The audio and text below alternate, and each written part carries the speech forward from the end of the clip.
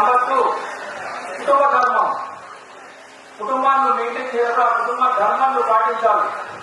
Number 3 సామాజిక ధర్మము.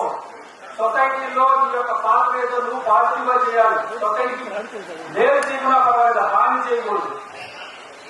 4 అందరినీ తన కడుపులో దాల్చేటువంటి సాయిల్ ప్రకృతి. 8 you are getting from here, water you are getting from here. Who is giving air, oxygen, plants from soil they are growing.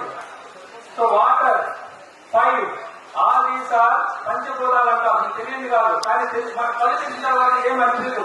నేనే create అనుకుంటాం, ఎక్కడ పోతాం, ఈవెన్ ఎక్కడ కూడా తెలియదు. Students you need to follow these 4 Dharma's.